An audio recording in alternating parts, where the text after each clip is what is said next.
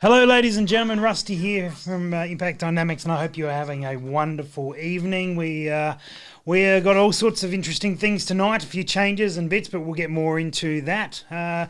If you're in the chat, well, great to have a few guys on there. Drop in and say good day, tell us what we're doing and all that sort of thing. Hey, last night's show, still getting comments and feedbacks on it. If you haven't seen that one or any of the shows from previous, you can watch them anytime, your convenience on the Impact Dynamics channel on YouTube. Last night, Steve have confirmed that he is going to be coming back. Also, a little comment to any of the guys who were watching last night. You may have tried to go to Projectile Warehouse and added some stuff to the cart that would have been coming direct from OEP and it would not have worked. That got fixed this morning. Sorry for the issue. I only found out it was an issue this morning. So that's all good to go now. Tonight's show, a little bit different. We have another sponsor, different sponsor, is Stage One. Makes these hats and these shirts. You can't see. I'm not standing up. That would be very dangerous for all of us. But anyway...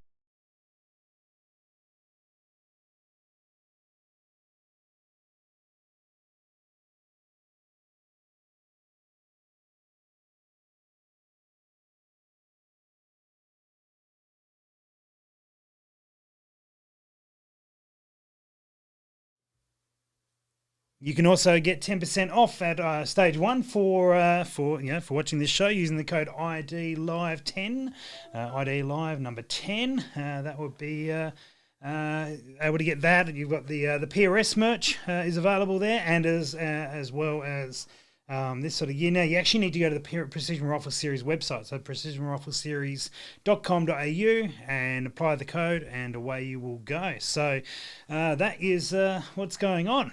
Now, tonight we were meant to have Dutchy from the Precision Shooting Podcast, but he is still looking for a job and having more of a harder time doing so.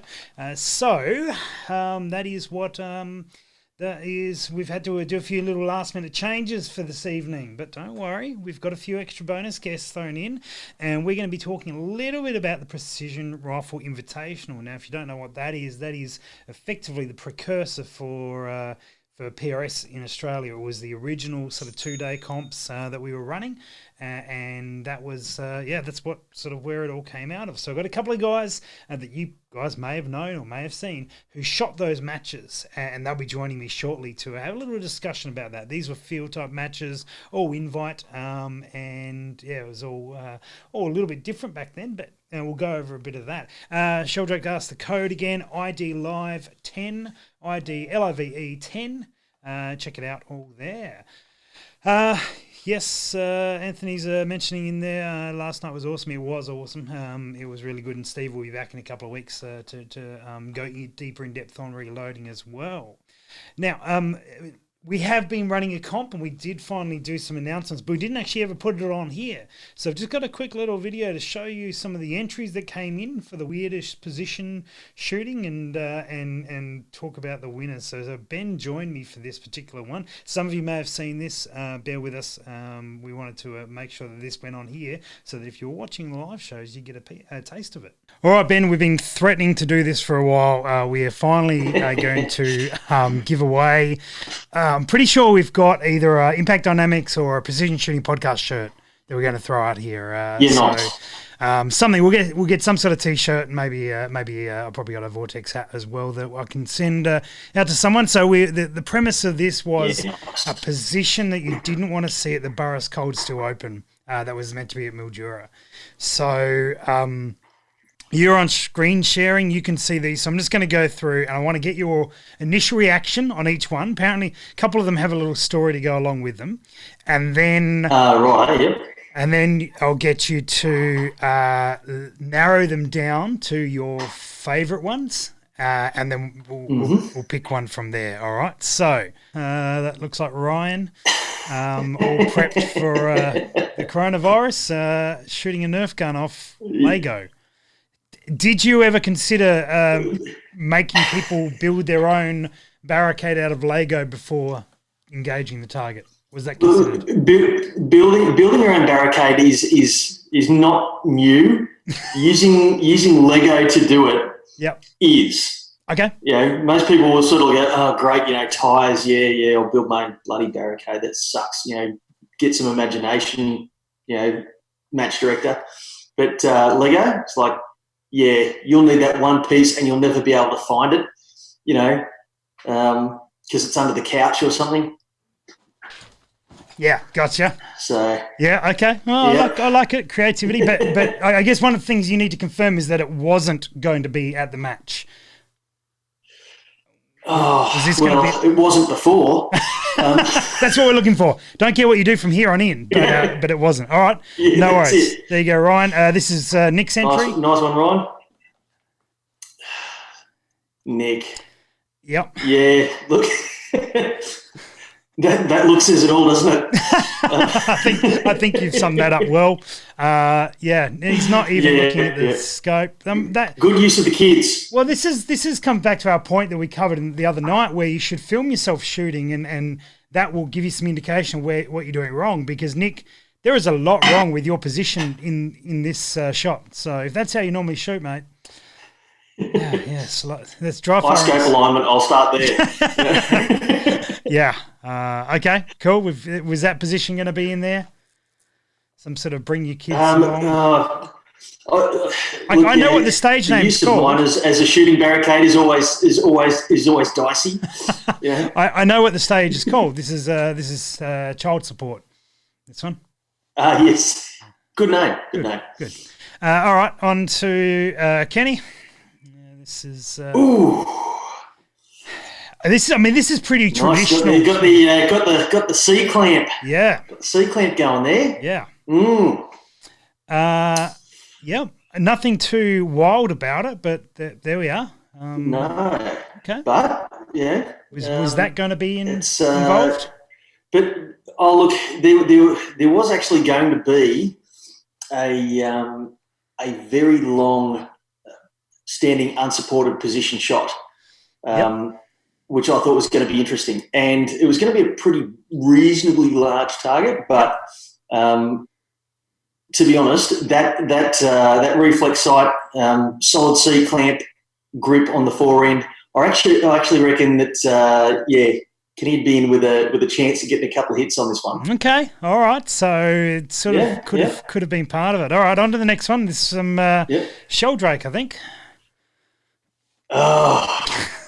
It's like a 90-degree side prone something. Oh, shooting raccoon. Yeah. Look, he's actually nailed one of my least favourite positions of all time. Good. Because I remember shooting raccoon at the PRI. So for those watching who don't know what raccoon is, that is where you have a 90-degree cant on your rifle, and it's called raccoon because if you do that poorly, you end up looking like a raccoon. That's where the name comes from. You get some good scope eye. Yeah. So okay. Yes. Well, given that this is a position, that's a good one. That's a good one. Yeah, hoping wasn't there. That's fair. Now this is a bit of a cheating entry. This is Jay and Birchie from over in New Zealand. This was a position that they shot over there. I believe the stage name was called Nothing Sus. Yeah. Okay. Good. Nothing sus. Just friends helping friends, man. It's a supportive environment. This New Zealand shoot. It is. Yeah. Yeah. Okay. Yeah. That would be a difficult one to do. Actually, it'd be interesting. Yeah. Not sure. And the muzzle brake. Yeah. That's why Jay looks like he's missing his head. Because I think he's trying to keep it out of the line of the muzzle brake. All right. Next one from Andy Little. Dual wielding without shoes on. So I assume that's an important part of it. Yeah. So if John Wick shot PRS, this is how we'd roll. Yeah. Okay. Gotcha. Okay. Yeah. Well done, Andy. I don't think you foresaw that to happen. And he's shooting double raccoon as well. Yes. Yeah. I want to tell you what, managing parallax with that would be something else, wouldn't it? Yeah. Even the Carla's parallax. Not as it doesn't help on this. Not as difficult as managing the opinions of your neighbours when they look over the fence and see you doing this. All right, well, we'll move on then. So I think our next one is a run of multiple entries from Butters. Now, Butters... Okay. But Butters has stories to go with some of these. So first up, this is the first one he sent me. Right. Where you have to get your pet to shoot the stage for you. I think there'll be a lot of zeros on that stage. Not a lot of rounds shot off. Yep. Okay, good. So were there any pets involved in no, not in the initial plan. Okay, good. Yeah, Parker doesn't appreciate gunfire. All right, so this is the next one, which is the boot hanging off the barrel during unsupported shooting. Because Darwin. Because again, why not? No shoes and pretty shorts gone on. Butters, yeah. What's happening there? We really should Photoshop in the neighbour's head, just sort of doing a Mr. Wilson, just poking above the top of the fence. Perfect. Perfect. This is the next one. You had to reload using the spare rounds retrieved from within reach of a dog and her bone. I mean, this is setting yourself up. That wouldn't work with my dog. He'd probably eat them. Yeah, yeah. Get slightly confused. All right.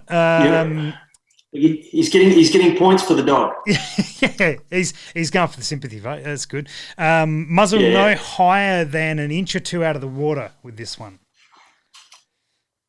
This you would have to have. That'd be interesting. You'd have to have a few of those on standby, mate, because I think the percussion, particularly of some of the bigger guns, if you had some 308s or something, might start destroying that little plastic swimming pool. Yeah. Actually, I can think of a good stage name for this one. Have you watched the that movie with Mark Wahlberg in it called The Big Hit? No, I don't think I have. I might have. It just doesn't ring a bell. Oh, okay. Yeah. There was a movie that sort of a movie title that was related in there called Taste the Golden Spray. And hold that thought. Yeah, hold that thought, Ben. Oh no. Hold that thought. The next stage, the RO is allowed to spray you with a hose during the stage.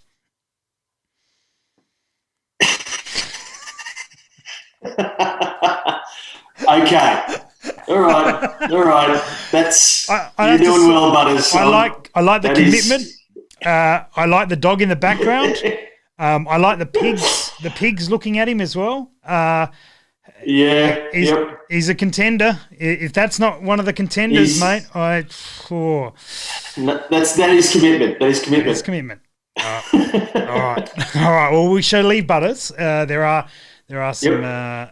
There's a couple of photos from Butters that are the outtakes, so we might put them up on socials as well. This one's from Beth. This one here is going to go poorly for anyone involved. We did this one on the show. At first you're like, oh yeah, shooting, standing. Yeah. Oh, hang on, that gun's above. Oh, that's not. Oh, yeah. No, probably not. Probably not. Well, that's not a recommended shooting position. No, not recommended. No, this is not going to go well either way. All right, there's one. Do we know the story behind that? Did that go well? No. That was an entry for the comp. That was taken as a photo for the comp. So no shots were fired in the making of this photo. Yeah. Okay. That's good. That's good. This one. This is a foot over barrel. Adaptation of Butters' boot hanging off barrel. This is actually in the Impact Dynamics opener on every show, and no one's ever commented on it. This is really it just goes past really quickly. But that's actually that's a screenshot from it. I'm not sure why my shoe is on. Was that from your barricade? Was that from your barricade episode when you did that ID video episode on what was a barricade? Probably. We were out messing around, filming some stuff. So yeah. Anyway. Yeah. Anyway, good. Okay. Last entry. I think from Henry. Okay. Yep. That's there's some imagination there. I like it. I like it for the pure nonsensical approach of this. This is nothing. This has Yep, no and you know relation. what? Yeah. It's one of those things where you sort of look at it and you go, that is too silly to be Ignored. a thing for a stage. And then after about 2 beers, you're like, no, because it's a good stage because you can totally do that. No, we should. Yeah. We definitely. Yeah, It will challenge the best shooters. We should do this. Yeah. 6 beers, it's like you're already putting it into the match book. Kids, don't drink and match direct. Yeah. That's it. All right, that is some entries. That is the entries. I apologise if I've missed anyone. Next time I will say one medium for the, because these came through on SMS, on Facebook, on Instagram, on email, on something else probably. Anyway, next time I'll tell you the method to get them to us, so we narrow it down. So sorry if I missed anyone. Anyway, these certainly some of the best was in here. So narrow it down to 3 for us, Ben. What are you thinking? Oh, look, I'm thinking this one from Henry that I'm looking at right now. I would have to agree. Definitely. Yep. Yep. I'm pretty sure that Butter's commitment to his the one with the hose. Yeah, he's gone above and beyond on that one. I can't exclude him on that. The look on his face as well. I noticed he's kept his scope caps down though. He's going to cost him some time there. Yeah. Wait until he's trying to find the target for that stage. Yep. Okay. He'll be off himself. He'll be swearing. It'll be a total washout. That's it. Oh, dad jokes. Come on, man. Total washout. Come on. And the last one. Look, I like Sheldrake's raccoon one, but what's more difficult than shooting raccoon? Shooting dual wielding raccoon. Yeah. Okay. Yep. All right. Yeah. Yeah. Got. That's. Yeah. Yeah. I think that those are probably our 3. I reckon. Righto. We're gonna have to choose one of these, mate. I'm gonna choose one of these. We have to choose one of these. Look, I think you've picked 3 of the best one. This is ludicrous. This one here. But for me, the first 2 you said, these 2 here, I don't know. But as soon as I saw both of them, I just started giggling. Do you know what? I'm just going to change the rules of the competition. They both win. Yeah, no, we should totally do that. They both win. Yep. We'll get a shirt out to absolutely. That's good. Let's do that because credit where credit is due. Yes. I mean, Butters maybe a little more committed to it, and I respect that. But just the thought of anyway, he's I love it. He's good, and he's modelling good things. That is solid. He's got hearing protection on and eye protection on. He's doing all the right thing. Good on you, Henry. And then Butters here doesn't even have his scope caps up. So in fact, I mean, only half committed. Look, I'm looking at Henry's. And I'm thinking, you know what? That's probably not the most unstable standing position you could get in if you had 2 guys around your waist. It's like he's got good elbow. He's got good elbow support there. Yeah, I reckon it'd be pretty dangerous. It's like a really, really impractical pump pillow. That's it. Yeah. What, as impractical as the giant pump pillow that Birchie made? Yeah. Oh, well, no, at least this one you can roll yourself home with. Yeah, that's true. All right. Well, Henry, Butters, well done. Love the commitment. Love the. Well done, guys. And thanks to everyone who sent us a photo. Yeah. We sorry it took it so long. We had to actually do it offline. But anyway, we've done it. Good job. We'll get some details out to those guys and stay tuned for the next competition. Should be good. Absolutely. Thanks again, guys. Cheers, Ben.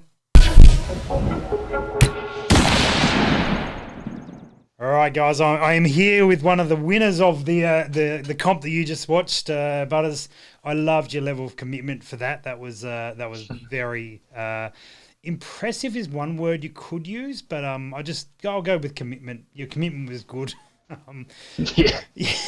Yeah, I have some blooper photos which I haven't looked at yet, but they're going to go up on socials probably this weekend. So I look forward to seeing some of the things that didn't work. Yeah, I think the Misso had more fun than I did doing that one. Fair enough. Now, speaking of winning competitions, you also won the first PRI that was held down in SA. Yeah, that was a while ago, wasn't it? 2016. Yeah, back when we hadn't even heard of coronavirus. No, that was early 2016 as well. April. Oh, in fact, No, it was earlier than that, wasn't it? No. They were both PRIs were in April. Probably about now. It's probably about the 4-year anniversary of you. Oh, we're due. Have another one. Not wrong, man. So, I guess for those watching, perhaps who haven't heard of it or haven't heard about it talked on the podcast or anything, these were basically invite private matches that were done in the field, and you scored yourself an invite through another guy who came down from Darwin and had done some training. Yeah, so we were allowed, or people that got the invite were allowed +1s, I think. Was that right? And pretty much. I was lucky enough to be a +1. Yeah. Yeah, it's good fun, good weekend. And what did you know about it leading into it, like coming down? I had no idea. I heard about it like 2 or 3 weeks beforehand. Yeah, and thought, I'll do it. Because you guys were shooting some sort of practical rifle up in Darwin. So we had our first ever match 6 months, or in June the previous year. Yep. And I think we'd maybe had 2, maybe 3, or I'm going to say maybe only 2 local matches. And it was one of the fellas that was up there at the time, and he said, "Oh, Butters, you'd enjoy this. Come down with me." Yeah, right. Yeah. So Nice. it came down and had a blast. Yeah, we had that first year. I'm pretty sure. What do we have? 12. I can't remember much now about it. Do we have 12 stages a day or 12 all up? Might have been 12 all up. Yeah, it was 12. It was I think it was 12 all up. There was a morning and arvo session on the Saturday, and we had 4 in the morning, 4 in the afternoon, and then another 4 the following day. Yeah, sounds about right. Yeah. I just remember being up on that little knoll, and yeah, that was good. Good, cool story. Yeah. and so it wasn't dissimilar to what a PRS has sort of become. Anyway, you'd squad up with 8 or so guys, and then you would wander around and shoot your particular stages and stuff. Do you remember any particular stages from that first PRI? Yeah, well, I remember most of them actually. Yeah, what were your standouts? The very first one I ever shot was on the floating platform, that Titanic you called it. Yeah. And it was a reasonable play to, I don't know, was it 400 metres or so?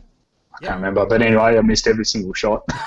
I was like, yep, great start. There was a huge, big pallet with a marine carpet on the top of it, and it was suspended on this thing, and it had a very unique wobble, which I thought was normal until I tried a bunch of others, and no, this one's quite unique. But it was good. It was good, and there's plenty others like the one that went left to right, and we shot sort of 90-degree arcs, or very nearly 90-degree arc. Yep. Remember that one? In the first year, I'm trying to think which one that was. He called it the two-stroke. Two-stroke. Oh, yeah. So there's a story behind two-stroke. Yeah. So Sean Milner, who is STS Targets, runs STS, and he'd sponsored this stage. It was the only sort of stage sponsored, and he designed it all and had all the targets for it. It was about like an 18 target thing. It was like a huge, big operation that he'd organised, and so we left it all with him. And then on the Friday of the practice day, got a phone call early that morning from somewhere in the family, and Sean had actually had a stroke. which was obviously not fun. So anyway, we're like, oh, okay, well, no, don't worry about us. We're the least of your concern. Make sure he's okay. And very fortunate enough, and that happened overnight, and it wasn't like he was not driving down to the match, otherwise he could be in real trouble. Anyway, a little bit later in the day, I spoke to him, and he was okay. He said, look, I'm going to be fine. It's just, some complications and bits and pieces. So once we'd established that he wasn't going to die and he was going to be okay and make a good recovery, which in good news he has, we then went, right, we're going to have to work out what we can do for this stage. And of course we had the sign printed up that said STS on it. And we're like, oh, we need to work out what we can do, what targets we got left. So we had 2 fairly generous targets left. And so we put them out about 400 and 500. And went with the shoot from one position, you shoot your dominant side, and then run across to the other position, sort of 10 metres away, shoot the other target off your support side. And it was nicknamed, because there was STS on the sign, it was Sean's 2-stroke. No, I like that stage. It's good fun. It became one of the most popular stages of the weekend. Yeah. It was made good. late on Friday. To watch as well. Yeah. I reckon that's made a lot of the footage from that one's made into a video. I remember the support side was pretty standard, but then when you went to your normal side, the sandy hills sloped away pretty dramatically at the front. So you had to actually have your bipod stretched right out and at a weird angle, and you had to actually think about where your bipod was. And as you're running between the 2 positions, you had to adjust your bipod between the 2. I noticed on the video that you didn't adjust your bipod very. Obviously you worked out not to do that. You actually end up going just with prone unsupported, unsupported effectively. No bipod, no front bag, no anything. Just running back and forth. Now, just one quick thing. Emma has pointed out the obvious that you've got a beard. I can grow a beard. I'm not a youngling. Yeah, that's what you call it. It's not a very good one. It's got fucking too many blonde bits. Blonde bits? Come on, mate. Talk blonde bits. That's what Dad calls them. Yeah, I've full of blonde bits then. That doesn't sound right. Okay, good. God. And I think that the big thing about so in 2017 we came back and did it all again, and that was the last one. But that was sort of a match bumped up again. I think we had much closer to 20 stages or 18 stages or something on those lines, and we went further along the property and had sort of all sorts of angles. Do you remember? Yeah, that was a good one. Yeah, because remember basically there were 3 main stations with 4 or so stages at each station, but each of those areas were hundreds of metres apart. And that was good fun walking to some of them, and even chucking everything on the back of a ute and getting driven down to one of the areas. And I think the second PRI was really enjoyable. Enjoyable one to shoot. First one, it was great. It was different. It was new. The second one was just something else entirely. It was even bigger and better, and I'd be pretty happy to go back there as soon as we were allowed, I reckon. Yeah, it was. It would be wonderful to be able to get back into that. But the field shoots were the real unique part of it. The fact that you're up on hilltops and shooting sort of down gullies, and there was a stage where I think we had, I reckon it was 270 degrees of engagement. You were shooting, from back here, swinging all the way around back to there, and. That was someone. That was I don't think it was 270. I think it was closer to 180. No, it was well beyond 180. Because it was actually a training area that we used, and you because you had to keep your squad in a certain area, and the shooter had to run from one position to the back of the ute to make sure that the angle was appropriate. I remember going off the ute and then off the hedgehogs at the fox targets. I remember them. Yeah, nice. Yeah. Nice. Now I'm going to see if we can swing Ben Jarrett in here as well, because he was at both of these shoots, and he's called in to see whether he can prompt some memories, because I reckon he was at the second one, wasn't he? Yeah, I remember Ben at the second one. Yeah, I reckon he was. I'm pretty sure Ben was wearing the old cycling enthusiasts. Oh, shirts. That's right. No, Ben, I remember we can hear you, mate. Let's we'll bring you in on video in a moment. Because I reckon he was. Well, turn your audio off. What are you doing? Oh, good. Now let's bring you in on here, mate. How are you going tonight? Yeah, pretty good. Yourself? How are you doing, Butters? Yeah, good, man. How are you? Yeah, not too bad. Good. Yeah, so this is exciting that you boys can't see each other, but you can hear each other. So, but we can, So, but if he makes any weird faces at you, I'll let you know what's going on. I've got him on the live stream. I'll see. Yeah, but you'll see. It might be about 30 seconds behind, but I'll see it. Probably more like 2 minutes, mate. Oh, fantastic. Excellent. So, Ben, we're just reminiscing a little bit about the PRIs, and you were at the 2017 PRI, weren't you? Yeah. I was, yes. Yeah. Do you remember any... That was a really good one.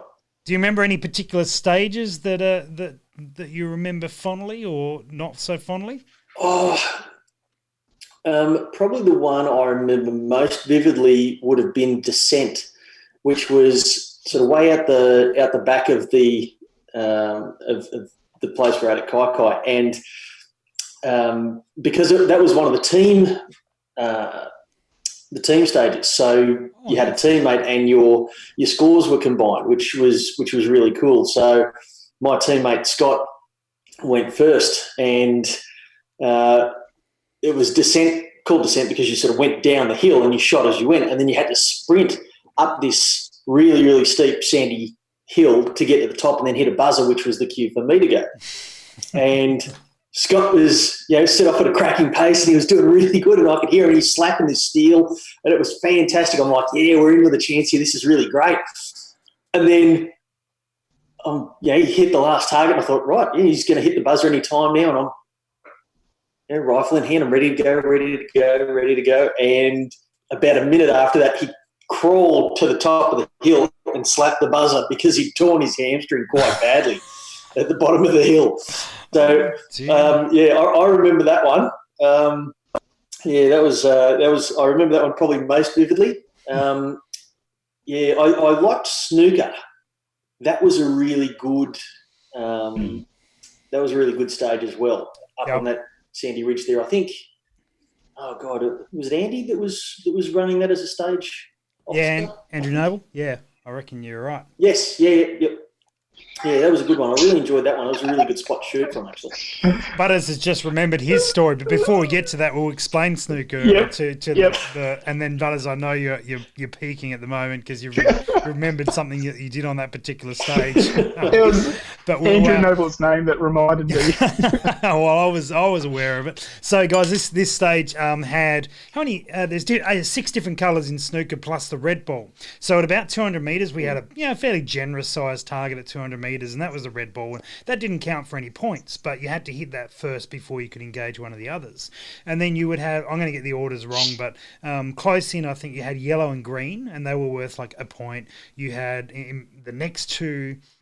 Sorry, they would have been maybe 300 and 400-ish. And then the next two were brown and blue, and they were 500 and 600, thereabouts. And then you would have pink and black as your next two, and they were so that the blue and brown were worth 2 points, and then the pink and black were the furthest away, about the 700, 800, 900 metre mark, and they were worth 3 points.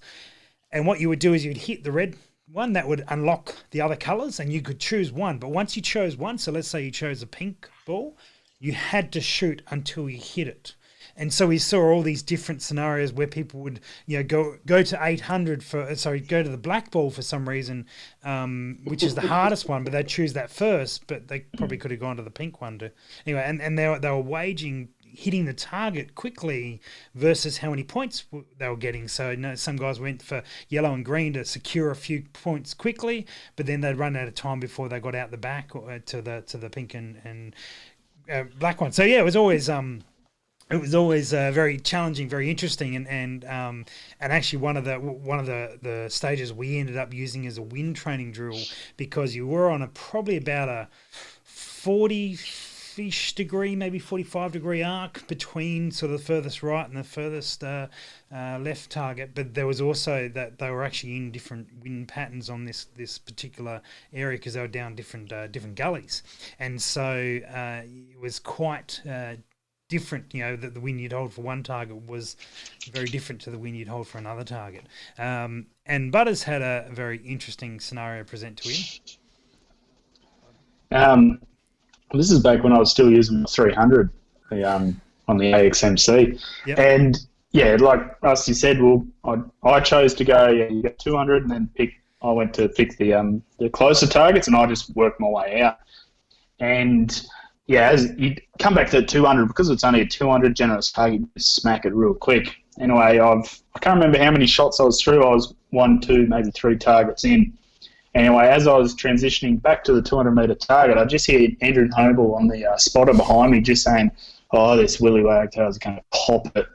And as I've come on the target to fire my round, there's this poor little Willie sitting right on the top of the target, and I've just sent this 208 grain bullet straight under his feet. The poor little fella's just gone and couldn't stop, so kept on going. And oh dear, yeah, it was good. So there's a stage that became pretty notorious from this, and we have actually mentioned it on this show before. But this was the choose your distance stage. Boys, do you remember this one, or have you blacked it out of your memory completely? My ankles hate you for this stage. You're welcome. That was the one called Goal Setter, wasn't it? We had to run that lump of steel out. I reckon you're right, Ben. Goal Setter. I forgot that. Yeah. Yeah. Yeah. Were you that? How far out did you run yours, Butters? Was that? Did you go all the way to 400 on that one? No, I went to 300 and I finished with plenty of time and got all the shots on. But I remember looking at where we had to run, and the first 50, 60 metres was slightly downhill and sandy. Just before you go on, Butters, quick, do you want to just quickly explain what the stage was, so for people who are a little bit lost at the moment? Okay. So the stage was Goal Setter, I think Ben said it was. You had a 50% IPSC target, rifle target, and you had to basically run it out to where you wanted to shoot it. Now, there was a start picket at 1, 2, 3, and 400 metres. I can't remember if there was any further. 500. There was one at 500. It went to 5. Yep. Okay, let's say you went to 100, you got to come back and fire 1 shot. If you went to 200, 2 shots, 300, 3 shots, and etc. out to 500. And I remember looking at it, and I went middle of the pack, and I already knew that I wanted to go 300. Because, like I said, the first 50, 60 metres was slightly downhill and sandy, and I knew that was going to be an absolute bitch on the way back. Because you literally just try to sprint 600 metres, and the last leg is going to be uphill sand. And then the rest of it was just slightly undulating rocky shit ground, sandy shit ground that had rocks the size of apples all over the ground, so they were ankle breakers. Mm-hmm. And I remember just in the back of my mind, I remember Greg going, no worries. I could do this, no worries. And I said, nah, not on this ground. So I just went to 300 and come back and got 3 shots off. But it was tough. There was some blokes, I remember, I think it was Nick. Nick went out to 300 and he got back and the timer went on him as he got back and closed the bolt. Yeah, I'm pretty sure.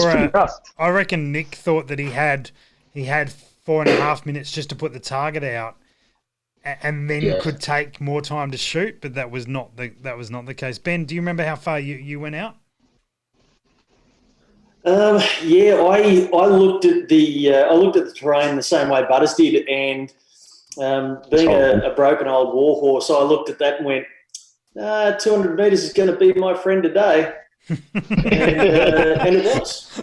Yeah, actually, there's some comments there about using 300 Win Mag in a PRS. Now, this was actually pretty commonplace back then. I think this was. Yeah, it was. They were hard to beat.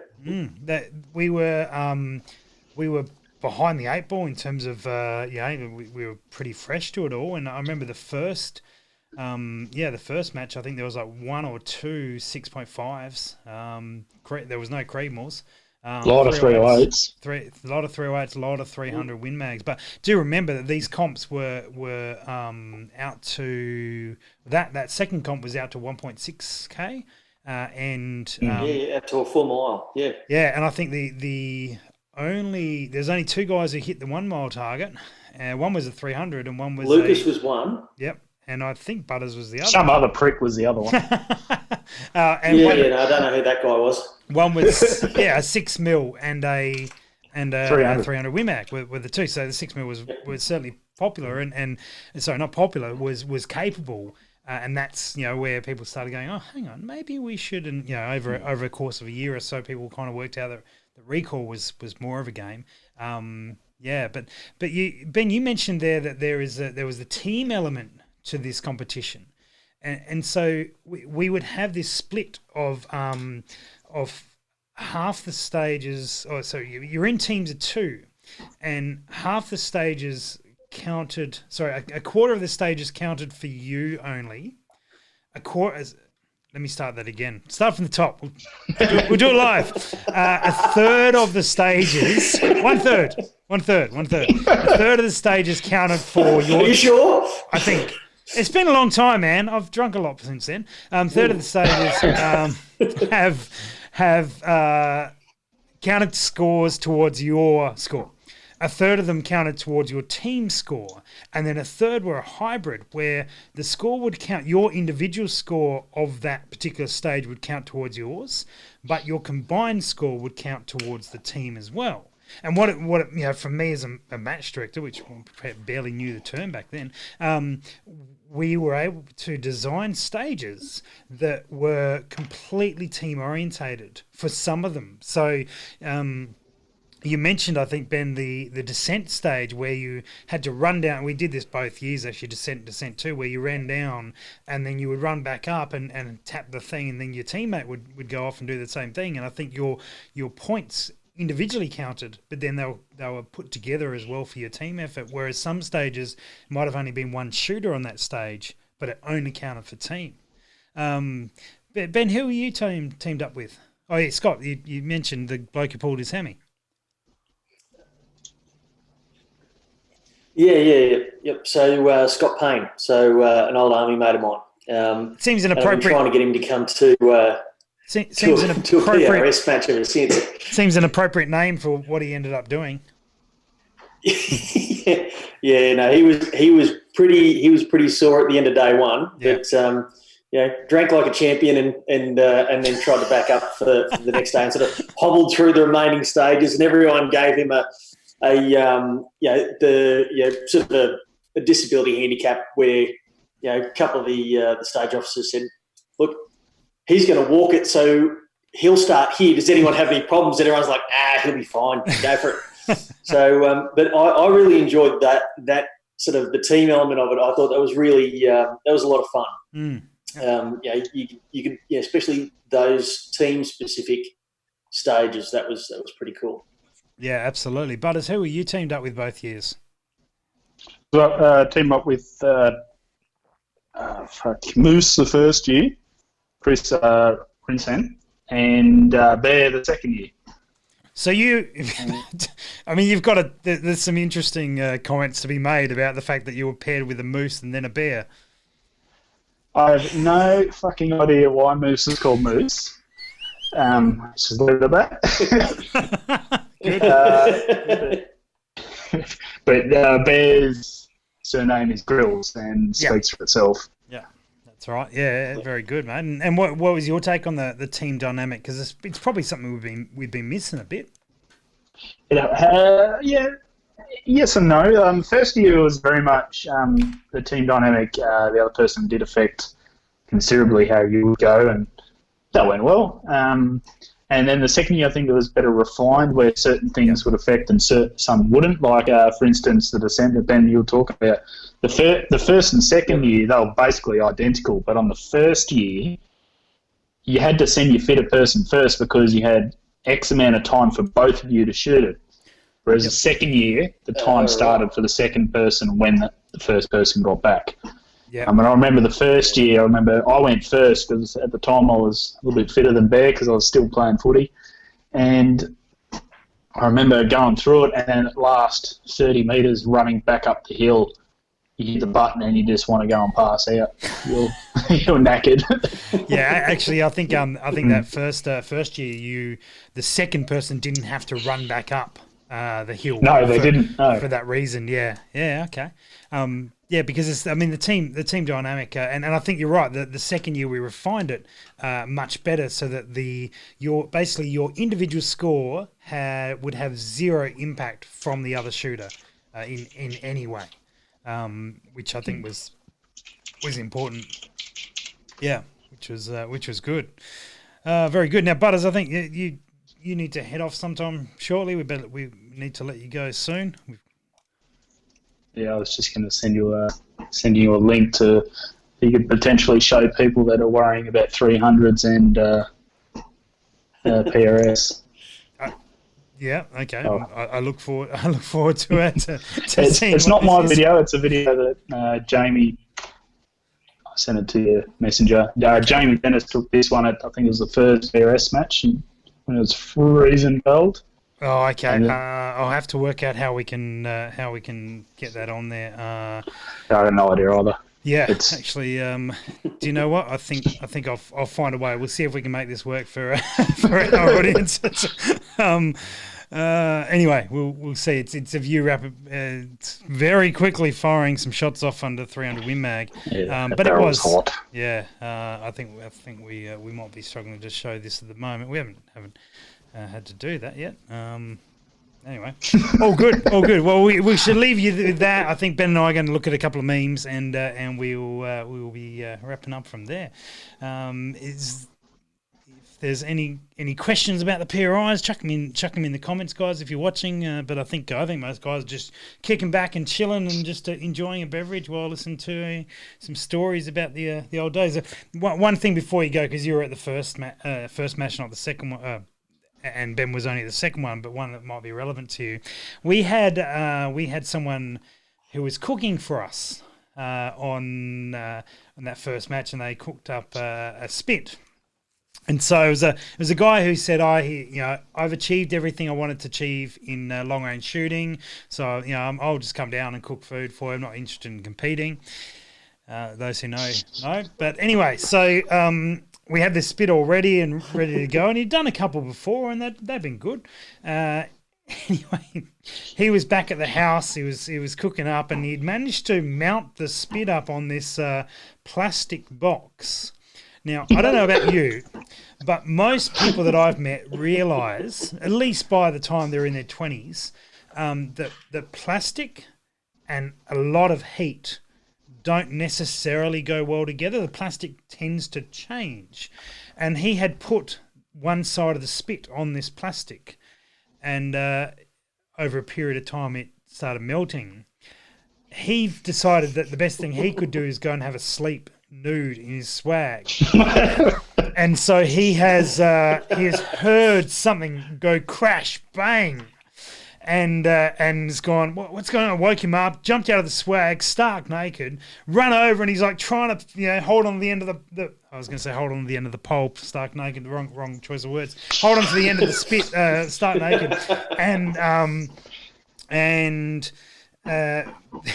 he was bent over trying to fix it all up, and one of the guys had gone back to, I think, to grab some spare batteries or cameras or something mundane like that, has gone back, rocked up to the house, walked in and gone, and just seen Jordan bending over this spit. and I think he came back and checked in with me. He said, "I've got some real concerns about dinner," which was probably fair. Somewhat of an understatement, apparently. I just remember that the next morning, that Sunday morning, we woke up and there was just this carcass left on the table at the front of that farmhouse. Yeah, well, the follow-up is that it wasn't done super well, so by the time we were all ready for dinner, it wasn't quite there because Jordan lost a stack of time rejigging the spit, and so I think a couple of the guys rescued it, Greg Badco and Dutchy actually, and they cut it all up, put it on the barbecue, and just to finish the end off of it, and it ended up actually being really good, but Not quite to plan. So, just word of advice: 1, plastics no go. 2, don't go sleeping in the swag nude while you're cooking a spit. Just a bit of advice. Anyway, remember that, Butters, as you go off to work tonight. I'll try to. Oh, very good. Excellent. No worries, mate. Well, thanks for jumping in relatively last minute, and it's been always a pleasure to have you on the show. And I believe you are going to be back on in a couple of weeks, another week or so. We'll see your smiling face with one of your teammates and be asking you questions. So looking forward to that. Excellent. Save some questions. Yeah, we will. Excellent. All right, Ben. Mate, good stuff. Now, I've got a couple of memes to show, but we have actually got a couple of questions coming through. So we shall jump in on a couple of those. Now, can you guys see that we'll ever see a competition like the Sniper Challenge shoots in Australia? And then there's, I guess, another follow-up there. The United States, there's two shooters in each team, one with an AR, one with a bolt action. Now, I think they're different comps. The Sniper Adventure Challenge is a competition where it's very much a field craft and the whole gamut of things that probably with your background, Ben, that you're much more used to than myself. And then there are the two shoot. The two gunner comps where you have one guy on a bolt gun, one guy on an AR. At this point, it's very unlikely for us to see that side of things. But the Adventure Challenge is an interesting question. Yeah, well, it is something that you and I have sort of spoken about and penciled a few things down about what is a team competition that two shooters could participate in and that sort of stuff, and sort of getting slightly away from, say, fieldcraft and sniper adventure challenges. You cover everything from radio communications and observation spotting and a whole bunch of stuff that is sort of orientated towards the tactical employment of a sniper pair in wartime. But you and I were talking about something that goes a little bit more down the outdoorsman bushcraft sort of line and tying that in with shooting, and that's something that I think would probably I guess we'll find out. But I'd like to think that we'd have quite a few people who'd be interested in doing that and working on everything from basic navigation to starting a fire, different things. Yeah, to starting fires and can you shoot an open sight 22 and shoot flying targets with a shotgun, and can you make a basic block and tackle out of a couple of carabiners and a bit of rope and that sort of stuff to move something really heavy. Yeah. What is your observation like? Can you spot animal stuff in the bush? Can you survive a night in the scrub and not die of exposure? So perhaps there is an element of risk associated with this concept, but no, I think guys, if anyone would like to see something like this, or if you have an interest in doing something like that as part of the team, then by all means, put it in the comments. Let us know if this is in your wheelhouse, for want of a better term. So I think the issue that I think probably the biggest issue that we discussed that we'd run into is space to be able to do it close to a registered range. Yeah. And we have exchanged emails and bits and pieces on this topic, and at some point I think that we will see this happen, because we will be bound in many ways, obviously, by all the shooting taking place on the registered range, but all the other things are unrelated to any sort of shooting. It's other tasks and bits and pieces. So on a shooting property that's on a registered range that has either other a bigger space or has properties nearby that are friendly to us and we could jump onto and get involved, all these things are potentially quite possible. So it is something CSH asked that question. Yeah, it would be awesome. And it really is geared up to it. We've been talking about it for years. I mean, to be fair, we talked about it when the PRI sort of finished. Oh, actually, no, towards the end of the PRI sort of happening, we were talking about doing it, and then PRS sort of exploded, and that's really chewed out the time in taking to do that. But we're probably we're probably in a position at some point that is certainly on the cards. Mm. Yep. Yeah, it would be good. Nice, mate. Well, we have not had memes for a little while, and some people will be like some people are like, yeah, hooray, no memes on the shooting show. Tough. We're back. Yeah, look, in the absence of anything intelligent to say, let's just go with Ben rating memes. So what is seemingly been, because we're nearly out of time, so we're going to get through these pretty quickly. But what has seemingly been is that the guest gets to choose the rating mechanism out of 10. So we've had alpacas, llamas, axolotls. I don't remember the others. There have been others. So Ben, I'm going to ask you to to do some sort of choose some sort of animal or something along those lines, and I'm about to send you the first meme, and you can bring that up on screen. Ratings this evening, ladies and gentlemen, will be in sperm whales. Right. Sorry, did I pause? That was, I didn't mean to pause. Okay, it must have been the connection. It must have been your connection. All right, here's the first internet. One. Like possums on the internet again. This should be on your phone, mate. Should have come through to your phone. First meme is up. Seems appropriate. The Sinead O'Connor. Yeah, nothing compares to you. Yeah, that's fair enough. That's normally where I'd be on a Friday night. As Darren and I would probably be down at the pub. Yeah, it's been a little bit longer. I'm going to give that. A solid 7 sperm whales. Sorry, your connection just dropped there again quickly. That's all right. All good. Okay, cool. So 7 sperm. 7 whales. Yep, whales. Okay, good. All right. Well, I'll send you. We'll see what the punters in the chat. I think the guys in the chat are on to about IPSC ranges. So which is good. Okay. But anyway, here comes number 2, mate. Okay. This one here. Just hang on one second. We're just going to get up on the screen. There we are. Now this is obviously northern hemisphere meme. But I think you get the joke. I think it makes sense. Yeah, because it's summer for them. Yeah, so the tan lines. Yeah, that's not bad. It's not bad. Let's go with it. Look, worthy 6 sperm whales. There we go. 6 sperm whales. Yeah, connection's picked up. Actually, you did all right then. Yeah, good. Yeah. So I told you it was a connection. Ian has rated this as 8 flippers. Good, whatever. All right, last one coming through to you, mate. This one may actually bring a tear to your eye. So I apologise in advance if this draws an emotional response. It certainly did for me. Yeah. Look, that's that's our winner for tonight, I believe. Okay. 15 sperm whales. 15 sperm whales.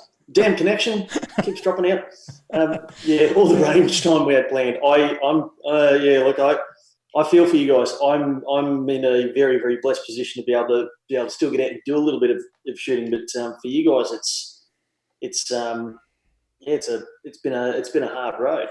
Yeah, you have had the luxury of having some range time, and everyone hates you for it. Just so you know, just in case you've forgotten, everyone is not a fan of yours. I'm not really that surprised. We've had 10 Epsteins, 10 booming 300 Win Mags, 10 last post burglars. All sorts 10 Jeffrey Epsteins. That's a good one.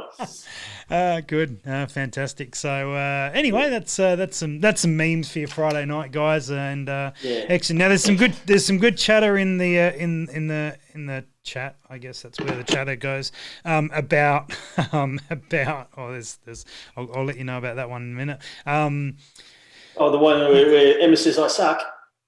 Yeah, thanks, Em. Yeah, that's the one. Scott talking about a 1,200 yard range on a farm.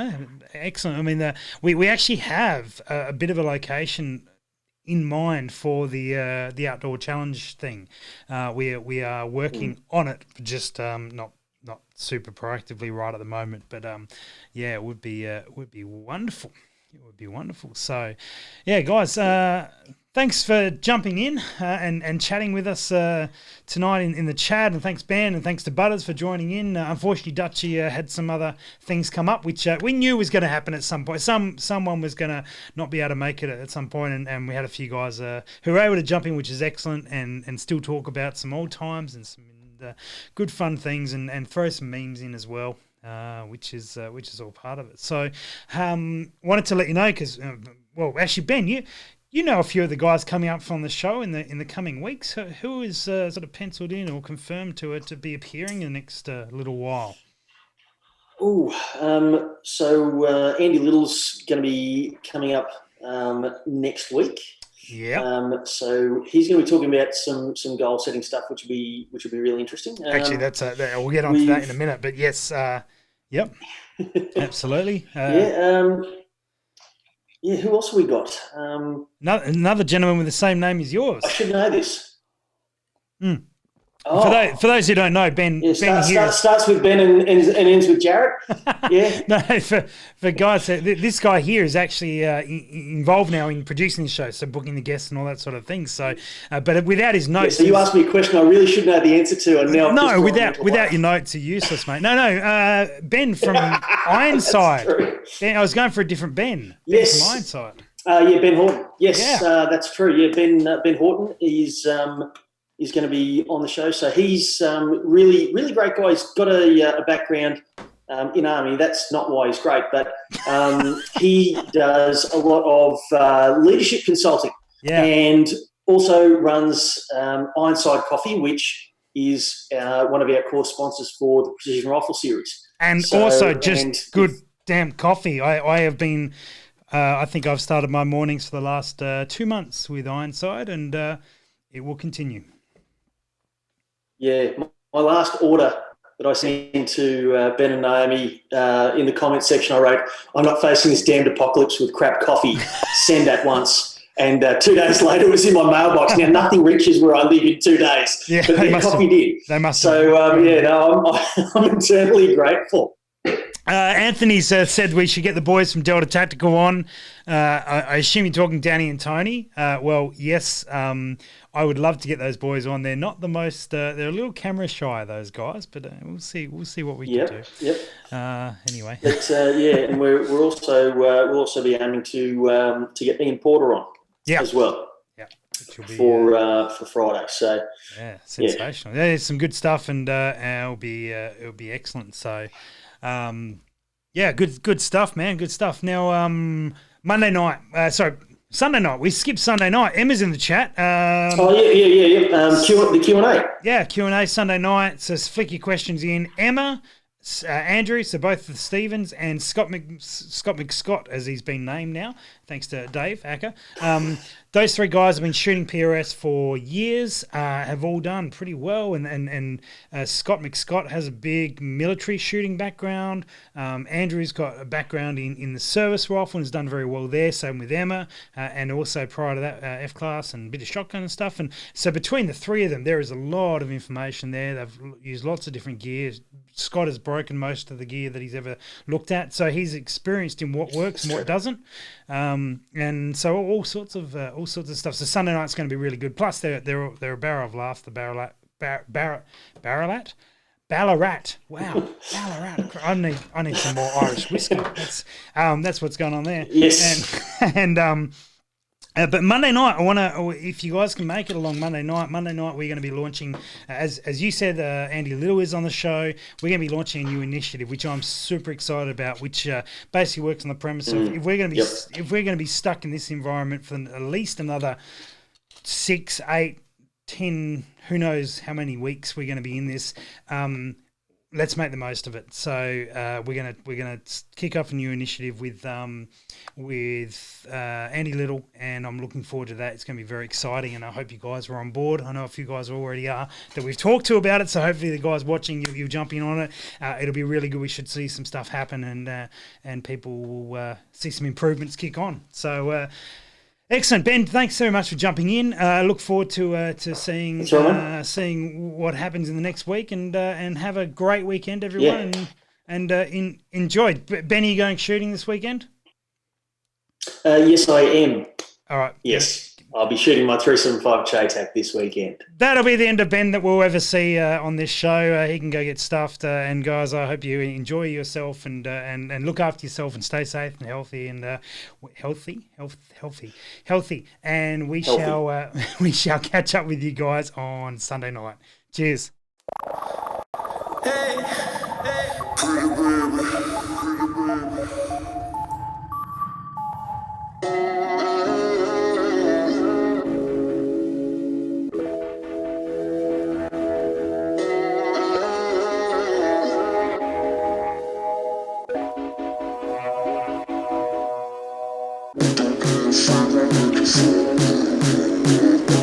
Father,